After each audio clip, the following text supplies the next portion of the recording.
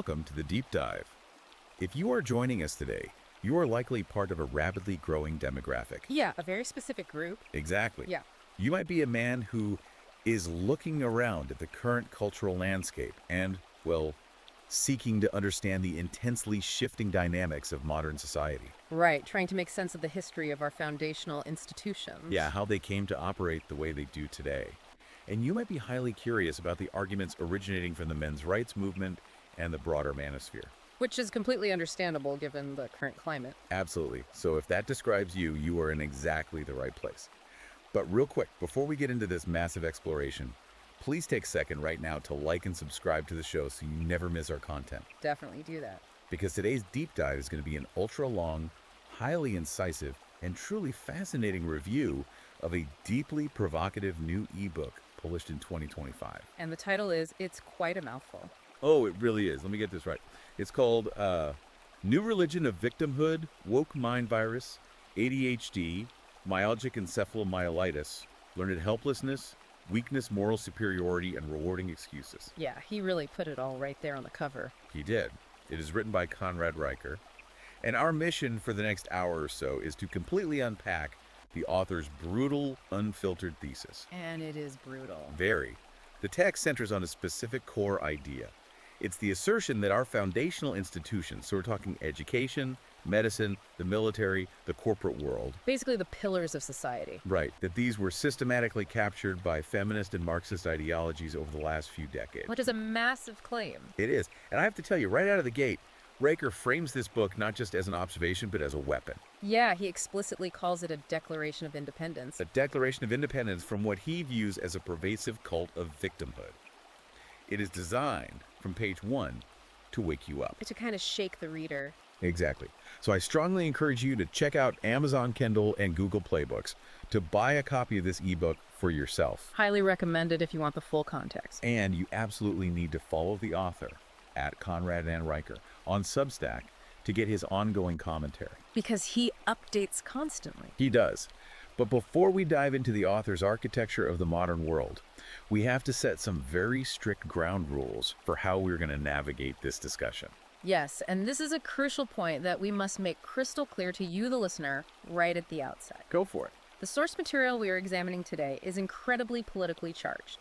It touches on some of the most intense, fiery left-wing and right-wing cultural battlegrounds of our era. The third rails of culture. Precisely. So we need to be entirely unambiguous here. Neither of us is taking a political side today, nor are we endorsing the viewpoints, the data interpretations, or the ultimate conclusions of the author. We are entirely neutral here. Completely. Our sole job, our absolute mandate for this deep dive, is to impartially report on the contents provided.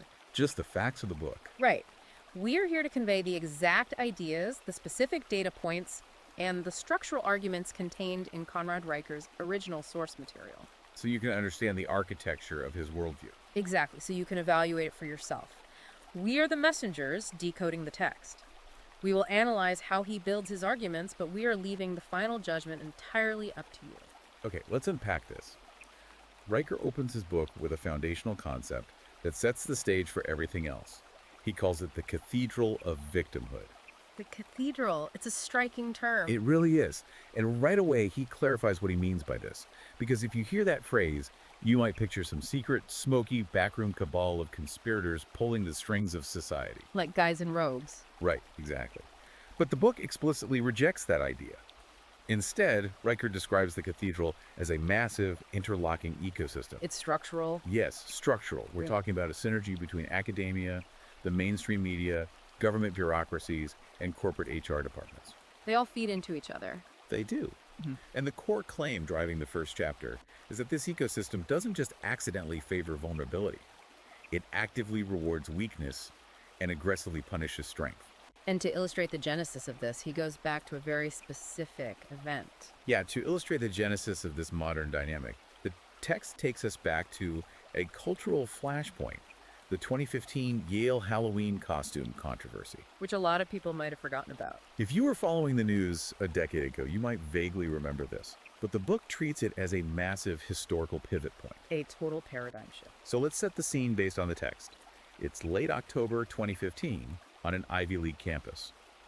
The university administration sends out a top-down, heavy-handed directive warning students about cultural appropriation in their choice of Halloween costume. Basically telling them what not to wear. Right. And in response, a Yale lecturer named Erica Christakis, who is actually an expert in early childhood education, by the way. Which is relevant. Highly relevant. She sends a thoughtfully worded email to the students in her residential college. Her premise was simple. University students are young adults. Can't they perhaps police their own offensive behavior without a massive administrative apparatus intervening? She was treating them like grown-ups. Exactly. She was essentially asking a philosophical question about free speech and adult autonomy. And the reaction to that email is what Riker focuses on. Because it was explosive. It was. He describes the subsequent backlash as a full-scale emotional insurrection. The text paints a vivid picture of what happened next. Hundreds of students surrounded her husband, Professor Nicholas Christakis, in the courtyard. And they weren't there to debate philosophy. Not at all. They didn't debate him on the merits of free speech. According to the book, they shrieked at him, swore at him, and demanded he apologize for the psychological violence of his wife's email. Over a Halloween costume email. Right, and for Riker, this is the crucial turning point. He argues this wasn't about Halloween costumes at all, it was about establishing a new locus of control. A power grab. Yes. He describes this courtyard confrontation as the coronation of a new priesthood. In this new dynamic, the ability to claim offense, perform emotional distress, and demand absolute appeasement became the absolute highest form of campus currency. So he's basically saying that showing you are hurt became a power move. A highly effective one. But how does the book escalate that from a bunch of college kids yelling in a courtyard to a systemic, society-wide problem? Because I remember a lot of people at the time just dismissed that as Ivy League entitlement. They did. They called them snowflakes and moved on. Right. So how does he connect the dots? What's fascinating here is how Riker links that specific cultural moment to massive systemic financial incentives. Okay, follow the money. Exactly. He points out that this ideology didn't just stay quarantined in the Ivy League. It rapidly metastasized into federal policy and corporate mandate. How so? Well, to back this up, the book pulls a staggering statistic from a 2023 U.S. Government Accountability Office report. This report confirmed an $8 billion federal spending spree on mandatory diversity, equity, and inclusion, or DEI training across government contractors. $8 billion. With a B. With a B. And Riker doesn't view this multi-billion-dollar industry as education or workplace harmony. He terms it ideological conscription. Ideological conscription, that's a heavy phrase. It is. Think about what this means for you if you're a listener running a small business. Let's say you are a plumber in Ohio bidding on a routine federal contract to fix pipes at a local government building. Just doing blue-collar work. Right. According to the architecture Riker lays out, you and your crew are now forced to sit through seminars on intersectionality, microaggressions, and pronoun usage, or you face total financial strangulation. You just lose the contract. You lose the contract. The cathedral, as described in the book, operates on a new religious dogma. In this religion, your immutable identity outranks your actual physical work. Your output doesn't matter as much as your label. Exactly. Your perceived historical trauma or systemic disadvantage is valued more highly than your tangible talent or output. The system is aligned entirely by incentives, where the most powerless identity on the intersectional hierarchy ultimately wins the game and dictates the rules for everyone else. And the text makes it incredibly clear that the punishments for challenging that dogma, or even just mocking it, are overwhelmingly severe. There is zero tolerance for humor. None at all. The author pivots to an incident at the University of Michigan to illustrate the sheer punitive power of this ecosystem. In 2020, a student was expelled. Completely removed from the school. I really want to emphasize that not suspended, not put on academic probation, but completely expelled. And what was his crime? It was a meme, right? According to the book, he posted a satirical flowchart meme about DEI workshops. The meme basically boiled down to a joke saying, did you offend someone? Go to diversity training. Did you breathe the wrong way? Go to diversity training. So a pretty standard internet joke. Very standard. But Riker uses this to argue that in the Cathedral of Victimhood, humor is treated as heresy, and satire is treated as a literal hate crime. It's taken completely literally. It is. But the author goes further. He details how the university didn't just kick the student out. They actively scrubbed his academic record clean as if he never existed. Wow. Yeah, Riker likens this process to a religious excommunication. It's not just about removing the person, It's about erasing their history to maintain the purity of the institution. Reholing them? Exactly. And if you think this is just isolated to undergraduate drama, the book traces this exact same ideological capture all the way to the top of the legal food chain. The law schools. Right. Riker notes that Harvard Law School, arguably the most prestigious legal institution in the country, quietly erased the word alleged from its disciplinary documents. Which is wild. They intentionally eliminated the presumption of innocence for students accused of harassment. Which is a profound structural shift when you consider the entire foundation of Western jurisprudence. It really throws innocent until proven guilty out the window. If we break down what Riker is arguing here, he's saying that doubt, which has historically been the bedrock of a fair and rigorous justice system, is no longer viewed as a necessary safeguard. It's viewed as what? A weapon. It's viewed as a moral flaw. In this cathedral, an accusation from a perceived victim class is immediately treated as undeniable fact. Belief is considered evidence, and skepticism is treated as a sin against the victim. So the accusation is the proof. Yes. And because Riker defines this as an interlocking ecosystem, he shows how this dynamic plays out identically in the corporate world. Right, shifting from academia to big tech. The author brings up the very famous case of James Damore, the Google engineer who was fired back in 2017. The memo guy. The memo guy. Damore wrote an internal memo, which he was actually asked to write by management, by the way. Oh, he was solicited to write it. I didn't realize that. Yes, he was asked for feedback. So he wrote this memo questioning the scientific validity of forced gender parity in tech. He didn't just rant.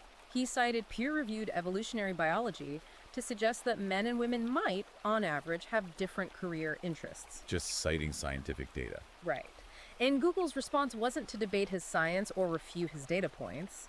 According to the text, they executed him in the court of public opinion and fired him immediately. Just a swift decapitation of his career. Riker's analysis is that Damore was essentially sacrificed to the diversity gods. His firing was a public execution designed to send a chilling message to all of Silicon Valley. Fall in line or else. Exactly. Dissent is equivalent to disloyalty, and strict ideological conformity will always outrank technical merit or biological reality. Okay, so we've just looked at how Riker believes the corporate world and higher education aggressively police adult behavior. But a central, really visceral pillar of his thesis is that this conditioning doesn't just suddenly start when you get a job in HR or step onto a college campus. No, it starts way earlier. Way earlier. He argues it is baked into the system from childhood. This brings us to one of the most intense sections of the book, shifting our focus to the elementary school classroom. This part is tough to read. It really is.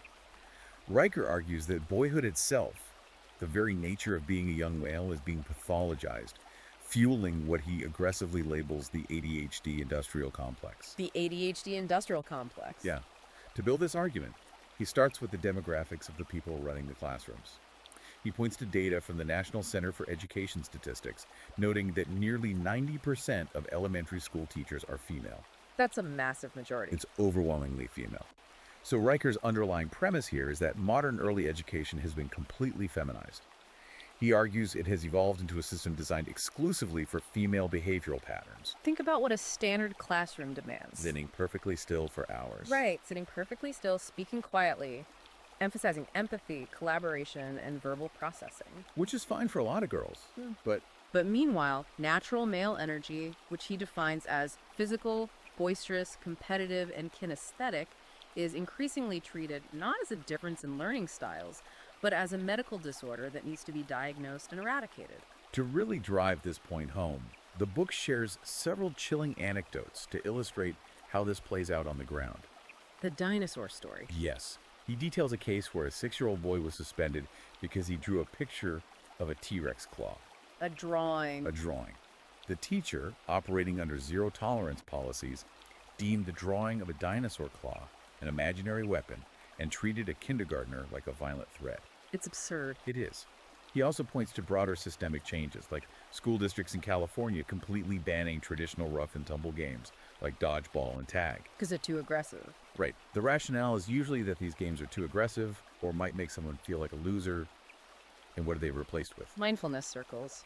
According to the text, they are replaced with mindfulness circles, where young boys are forced to sit cross-legged, share their feelings, and breathe quietly. Which goes against their basic wiring. Exactly. Riker argues that you are taking a creature that is biologically wired to run, wrestle, and compete, and you are forcing him into a behavioral straitjacket that runs entirely contrary to his nature. Wait, I need to stop you there because the book makes a massive leap here that I want to make sure we clearly explain to the listener. Okay, what is it? Riker connects a restless kid tapping a pencil or wanting to play tag directly to a multi-billion-dollar pharmaceutical pipeline. How exactly does he map out that jump? Right, sounds like a big leap. It sounds like a conspiracy theory, but you mentioned he outlines the actual financial architecture. How does a bored 9-year-old equal a payout for a school or a drug company? It does sound like a massive leap initially, but Riker methodically breaks down the bureaucratic and financial incentives that trap these boys. He argues that the system financially benefits from diagnosing them. Walk us through the math. Well, for listeners who might not have children in the public school system, we need to define some of these acronyms the book uses. There is a federal law called the Individuals with Disabilities Education Act, or IDEA. Right, idea. Under this act, schools receive extra state and federal funding for students who are given individualized education programs, or IEPs. Okay, and an IEP is basically a legal document. Yeah, an IEP is basically a legal document that maps out special education instruction, supports, and services for a kid with a diagnosed learning difference or disability. And this is where the money comes in. Exactly. Riker notes that in certain states, like Texas, a school district can pull in up to $700 extra per year for every single kid classified with special needs. So there's a literal bounty. That's how he frames it. So let's walk through Riker's sequence of events. When a 9-year-old boy is tapping his pencil, staring out the window, and wanting to run around, the school administration, according to the book, doesn't see a normal, high-energy boy. They see a revenue stream. They see a disruptive element that can be actively converted into an entirely new revenue stream. The teacher refers the parents to a behavioral specialist. The specialist, operating within this ecosystem, observes the boy's natural resistance to sitting still for 6 hours and slaps him with an ADHD label. And then what happens? The kid gets an IEP, the school secures the extra funding, and the boy is funneled into a lifelong medical identity where he is taught that his brain is fundamentally broken. And Big Pharma is waiting right at the end of that administrative funnel with open arms. Exactly, that's the next step. The book pivots to the pharmaceutical side of this complex. Riker points out that the drug manufacturer Eli Lilly made over $1.2 billion in a single year, 2022, from the ADHD medication Strattera alone. Just from one drug. Yes. His argument is that society is taking normal boyish energy, the inherent curiosity, the physical aggression, the innate desire to explore and test boundaries, and chemically flattening it to make classroom management easier for female teachers. It's chemical compliance. But it gets much darker than just stimulants. He cites a deeply concerning CDC report claiming that a significant percentage, up to 40% in some demographics of boys diagnosed with severe ADHD, are eventually prescribed antipsychotics like risperidone. Risperidone. Wait, isn't that for... Think about that for a second. Risperidone is a heavy-duty psychiatric drug originally developed to treat severe schizophrenia and bipolar mania in adults. in adults? Yes. According to the text, it is being prescribed off-label to young boys just to take the edge off their intensity and force compliance. That is genuinely terrifying. If we look at the evolutionary argument Riker weaves through this section, the picture becomes even more stark. Riker argues that boys are biologically and genetically wired for competition, action, risk-taking, and dominance. The traits that built society. Exactly. Throughout the vast majority of human history, these were the exact evolutionary traits required to protect tribes, hunt, build infrastructure, and defend civilization. But today... But today, the author argues, the cathedral views those exact same survival traits as a toxic threat to domestic tranquility. So we drug them. Riker literally calls this mass prescription of stimulants and antipsychotics to young men a form of chemical castration. That is a very heavy phrase. Furthermore, he points out a glaring systemic double standard in how schools discipline behavior. Boys are relentlessly punished, suspended, and medicated for physical roughhousing, which Riker argues is a completely natural way they establish hierarchy, test their strength, and actually bond with one another. Right, wrestling is how boys make friends. Exactly. Meanwhile, girls' relational aggression, which involves spreading rumors, social exclusion, manipulation, and intense online bullying, is largely dismissed by schools as kids being kids or normal interpersonal drama, rarely resulting in medical intervention. It's just treated as normal. The educational system, according to Riker's thesis, is meticulously engineered to break male confidence early by telling boys from kindergarten onward that their very nature is toxic, defective, and in need of pharmaceutical correction. That concept of treating natural male behavior as a sickness perfectly sets up Riker's brutal critique in the next chapter. The sacred sickness chapter. Yes, he examines how modern society has hijacked the concept of health itself, creating a phenomenon he calls the sacred sickness. This is where the book dives headfirst into what he terms the victim Olympics. A race to the bottom. The text focuses heavily on how real, devastating illnesses are being appropriated by people looking for social currency and leverage within the cathedral. This is where he brings in social media. Right. To make this point, Riker contrasts two wildly different realities. On one hand, you have the explosion of self-diagnosed influencers on social media. The book notes that on TikTok alone, there are over 2.3 million videos under the hashtag SpoonieLife. SpoonieLife.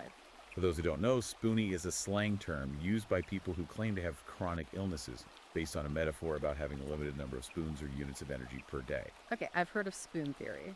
Yeah. Well, Riker observes that these videos are overwhelmingly populated by young, physically healthy-looking people, mostly women claiming to suffer from severe conditions like myalgic encephalomyelitis, commonly known as MECFS, or chronic fatigue syndrome. And what are they doing in these videos? According to his analysis of these videos, these influencers use the medical label as a shield. They use it to excuse skipping work, flaking on adult responsibilities, and gathering monthly Patreon donations from sympathetic followers, all while filming themselves dancing or complaining in highly curated, aesthetically pleasing bedrooms with expensive vaporwave lighting.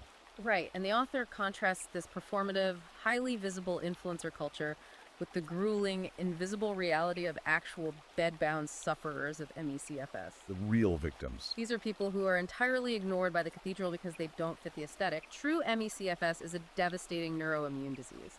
These are people whose cells literally cannot produce energy properly at a mitochondrial level. It's not just being tired. No, they are paralyzed by something called post-exertional malaise, where even walking to the bathroom can leave them bedridden in agonizing pain for weeks. That's horrific. But because real visceral suffering is ugly, silent, isolating, and doesn't monetize well on social media platforms, it gets completely drowned out by the performance artists who wear the diagnosis like a trendy accessory. It becomes a fashion statement for the cathedral. And this is where Riker hits the reader with a truly harrowing piece of data to show how men fit into this dynamic. He cites a comprehensive 2023 study published in the prestigious medical journal, The Lancet. What did this study find? This study showed that middle-aged men suffering from debilitating chronic illnesses have the highest suicide rates of almost any demographic group. The highest. Yet, as Riker brutally points out, these men are entirely invisible to the culture. They receive no viral GoFundMe campaigns, there are no trendy hashtags advocating for their survival, and they receive absolutely zero public sympathy from the very institutions that claim to champion the marginalized. To put a human face on that data, he tells the story of a software engineer named James. The James story is rough. It's heartbreaking. James was a guy who built massive, complex server systems for a living. He was the classic provider. But he contracted a severe virus and became entirely bedbound with severe, medically confirmed MECFS. He lost everything. He lost his career, his income, and his physical strength. 6 months into his illness, his wife left him. And the quote she gave him, according to the book, was, "You're not the man I married." Just brutal. James didn't get a TED Talk about his trauma. He didn't get an influencer support network rallying to pay his medical bills. He got completely abandoned. Because he couldn't provide anymore. Exactly. Riker uses this tragic story to argue a core tenet of his philosophy. Men are simply not allowed to be victims in the cathedral. The empathy structure is not designed for them. It's conditional. To back this up on an institutional level, he points to the 2018 American Psychological Association guidelines. These were highly controversial guidelines that officially classified traits of traditional masculinity, such as stoicism, competitiveness, and self-reliance, as psychologically harmful. They pathologize masculinity itself? Yes. So the very traits that society demands of men to be successful providers are labeled toxic by the psychological establishment. If we connect this to the bigger picture, this specific dynamic, perfectly illustrates what Riker calls the double bind of toxic masculinity. The double bind. According to the book, modern society places men in an impossible, maddening psychological trap. On the one hand, if a man is strong, fiercely competitive, stoic, and highly successful, he is demonized by the cathedral as an oppressor. He's part of the patriarchy. Right. His drive is labeled as toxic, and his success is attributed to systemic privilege. But on the other hand, look at what happens if he actually listens to the culture. If he opens up. If he shows genuine vulnerability, if he cries, or he falls chronically ill like James the engineer, he is almost immediately discarded by his partner in society because he is no longer useful as a provider or a physical protector. It's a lose-lose situation. The cultural script constantly broadcasts that men must be vulnerable and open up, but the reality, Riker argues, the brutal truth of behavioral economics, is that society only respects and loves men conditionally, based entirely on their utility. Their output. When a man's utility vanishes, whether through job loss or chronic illness, the empathy vanishes with it. And according to the text, that utility is tested most harshly and exploited most ruthlessly in the realm of the family. Oh, the family courts. This is where Riker transitions from health into what he views as the feminist war on marriage, fatherhood, and the nuclear family. He argues that modern feminism and the family court system have essentially formed a legal and financial cartel. A cartel. Yes, their shared objective, whether conscious or systemic, is to dismantle the nuclear family and push men to the absolute margins of their own children's lives. Let's look at the statistics he brings to the table, because he heavily relies on data to build this case. The data here is pretty overwhelming. He states that a staggering 83% of custody cases award primary physical custody to mothers. Furthermore, he pulls data from the CDC's National Survey of Family Growth, which shows that women initiate roughly 70% of all divorces. 70%. And that number skyrockets to over 90% if the woman is college educated. Riker calls this the walkaway wife phenomenon. The walkaway wife. He describes this as a cultural shift, where women leave stable, loyal, providing men simply because they feel unfulfilled or bored, knowing full well that the legal system is designed to reward them financially for breaking the marriage contract. Riker characterizes the family court system not as an arbiter of justice, but as an engine of financial extortion. An extraction machine. He describes infuriating scenarios that he claims are commonplace. He talks about alimony being awarded to wives who actually possess a higher earning potential than their husbands. Which makes no sense. It doesn't. He details how child support is aggressively, punitively demanded by the state, even when the father is entirely blocked from seeing his children by a vindictive ex-spouse. He gives a specific example of this, right? He highlights a specific, horrific case study to ground this argument. He details the story of a Florida man who was jailed for 90 days for missing child support payments. Okay, but what's the catch? The catch is that the man had been laid off, and the mother had maliciously and illegally blocked him from seeing his kids for 14 straight months. 14 months. And the court did nothing. She ignored visitation orders, yet the court did nothing to enforce his rights as a father. But the moment his payments lapsed, the full violent force of the state was brought down upon him. They threw him in a cage. The court called it willful non-payment, but Riker calls it state-sponsored ransom. The system, he argues, treats men merely as walking ATMs. It completely severs the profound biological, moral, and emotional role of the father from his financial obligations, reducing him to a completely disposable utility. And the mechanism for this extortion, the way the courts actually justify these rulings, is something Riker calls emotional extortion. How does that work in court? He points out that in the arena family court, the legal weight of a woman's tears vastly outweighs a man's bank records, his receipts, or his documented evidence. Feelings over facts. Literally. He cites a highly specific case in Ohio to illustrate this. A man went to court and proved, with years of bank statements and ledgers, that he had paid 90% of all household bills, the mortgage, and the children's tuition for 20 years. So he had all the receipts. All of them. But the judge ultimately gave the wife 65% of the marital assets and primary custody of the minor children. What? Simply because she cried on the stand and claimed she felt emotionally neglected and unseen during the marriage. Wow. Unseen. Riker argues that subjective, therapeutic phrases like, "I'm depressed," "I felt unsafe," or "he was verbally aggressive," have been successfully weaponized by lawyers to entirely bypass objective evidence. In the cathedral, empathy for the perceived female victim, not objective evidence, dictates the application of the law. To understand why the state allows and even encourages this dynamic, Riker traces the collapse of the nuclear family directly to the expansion of the welfare state. He links it to government policy. He breaks down how government policies, specifically housing and social safety nets, actively penalize marriage. He points specifically to the Department of Housing and Urban Development, or HUD, and their Section 8 housing rules. Let's walk through that math. Let's walk through the math he presents. If a single mother is receiving $1,200 a month in housing assistance, plus food stamps and medical care, she has a baseline of survival provided by the government. If she decides to marry her boyfriend, who perhaps works a blue-collar job making $40,000 a year, the household income officially goes up. And she loses the benefits. Instantly. Because of that, she instantly loses a massive portion, if not all, of those government benefits. Riker argues this cliff is not a bureaucratic glitch in the system, it's a deliberate feature. The government is replacing the husband. The government has effectively made itself a rival provider, stepping in to financially replace the biological father.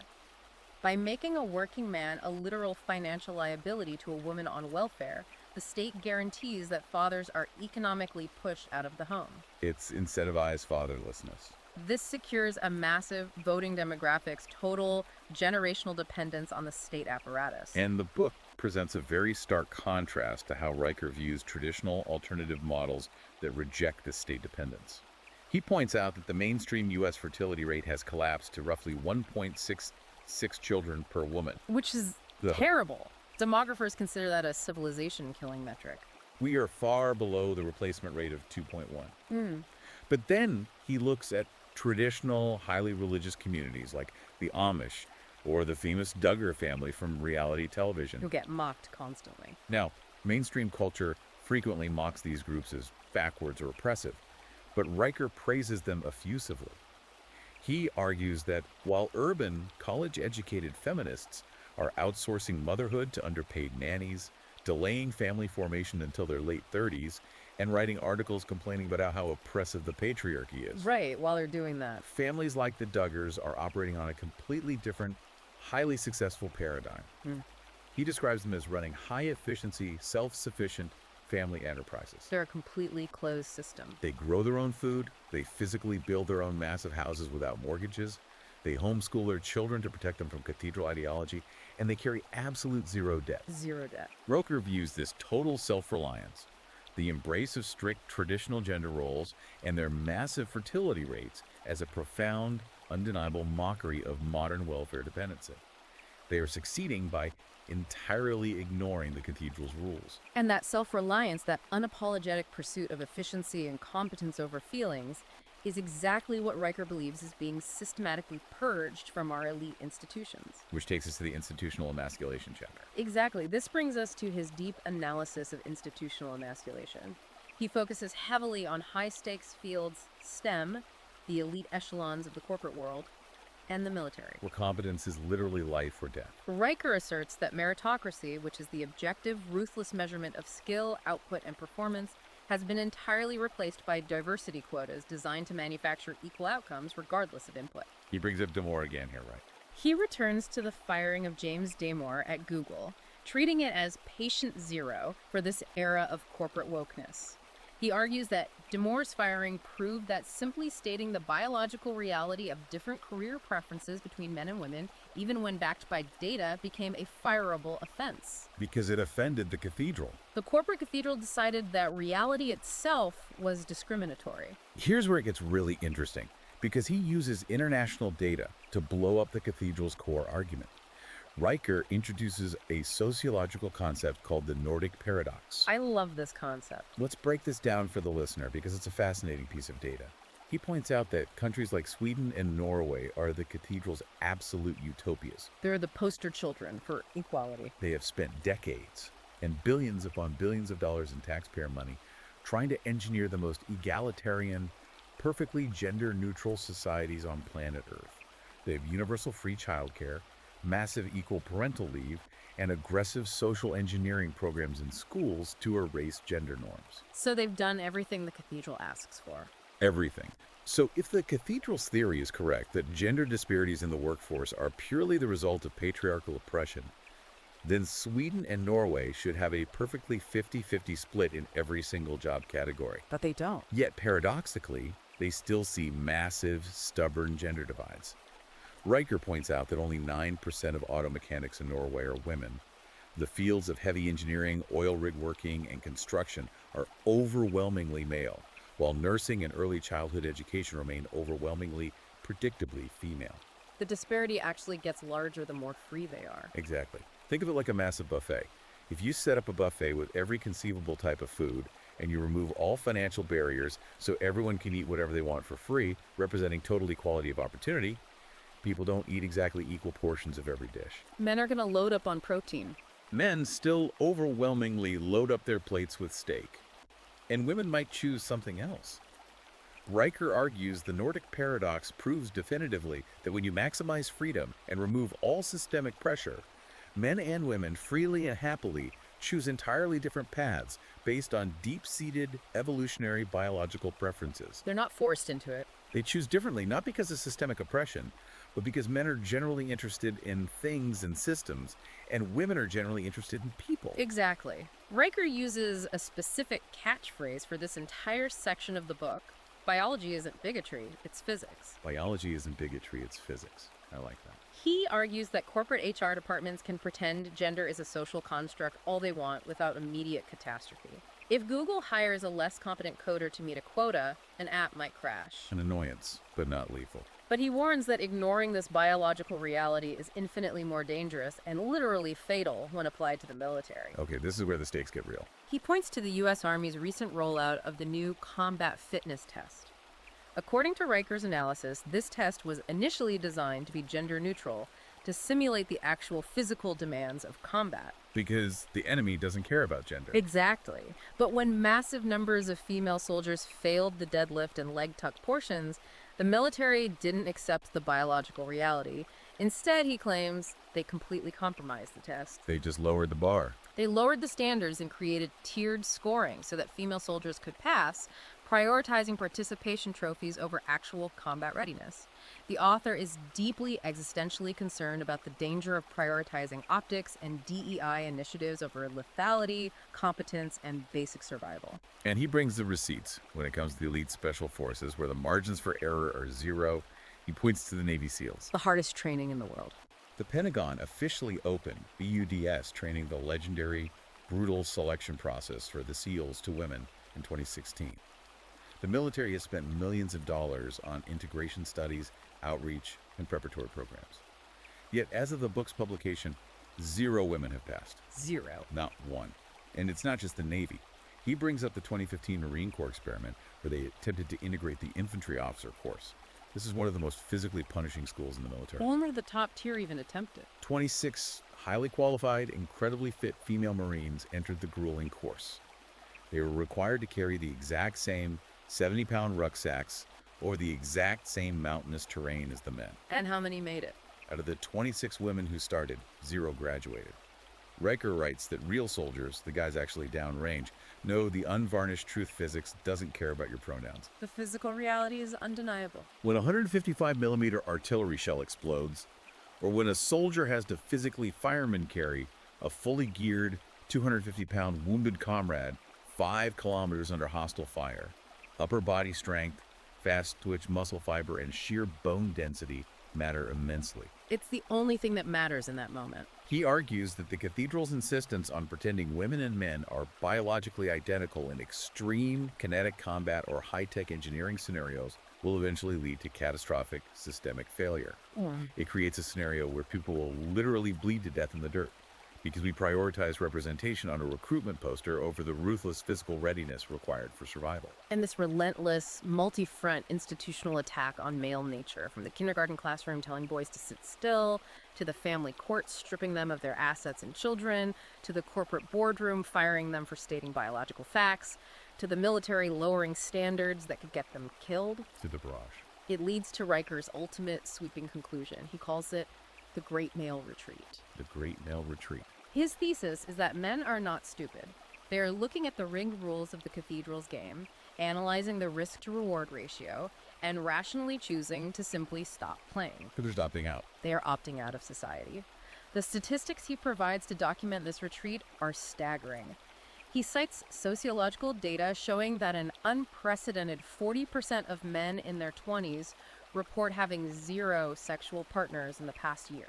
40%. Yeah. That is historically unprecedented. Now, the cathedral might attribute this to men being depressed, anxious, or needing therapy. Riker attributes it to the brutal, hyper-efficient math of modern dating apps like Tinder and Bumble. The algorithm. He cites studies showing that on these apps, the top 20% of men based on height, jawline, and status receive roughly 80% of all the attention and matches from women. The Pareto distribution in action. This Pareto distribution leaves the vast majority of average men entirely invisible, sexually alienated, and fundamentally locked out of the mating market. But the retreat isn't just romantic or sexual. It is a profound social retreat. Riker documents the total collapse of male friendship and camaraderie. And he places the blame for this squarely on the cathedral's legal framework, heavily citing the expansion of Title IX. Title IX, which started as a sports funding law.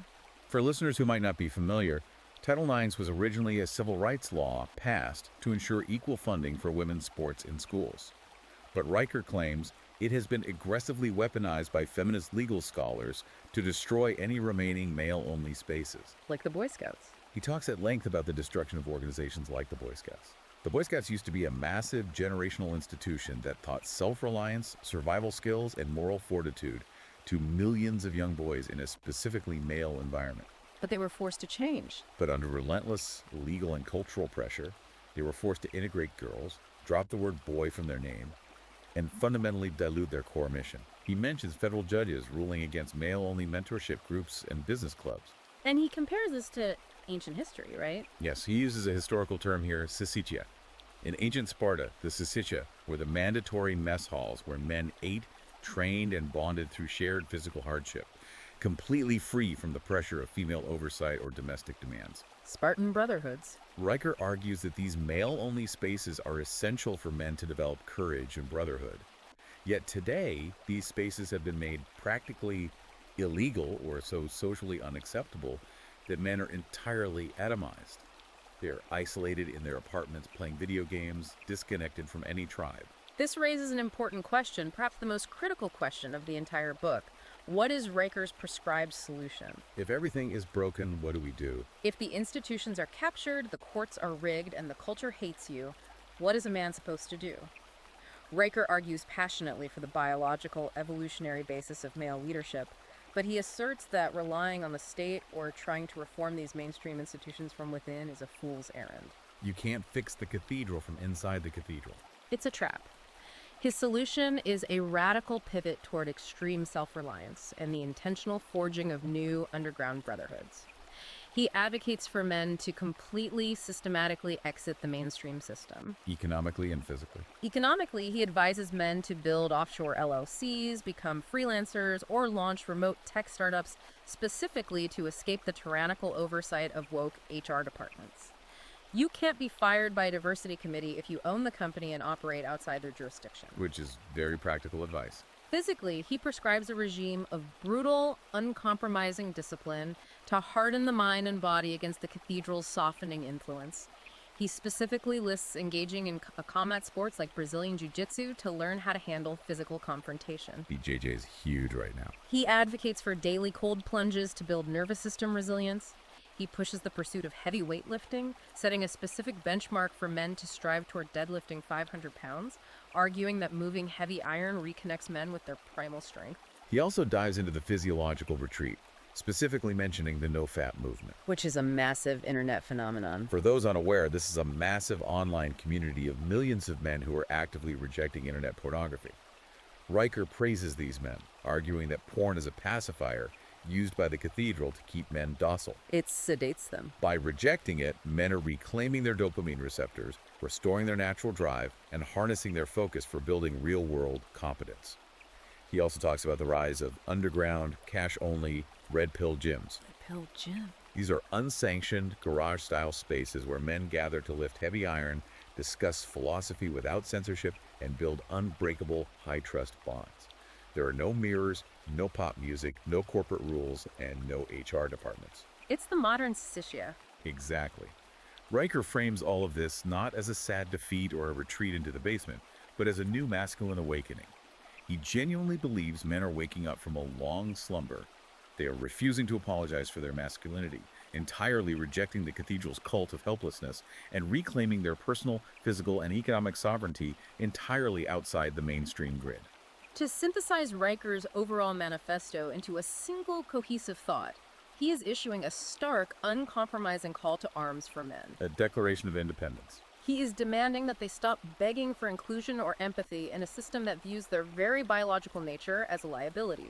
He wants them to aggressively build parallel institutions, create fiercely defended male-only spaces, and fully embrace the biological imperatives of strength, provision, and protection. Stop playing their game. His thesis is that the modern world is essentially a matrix built on guilt, emotional manipulation, and forced compliance.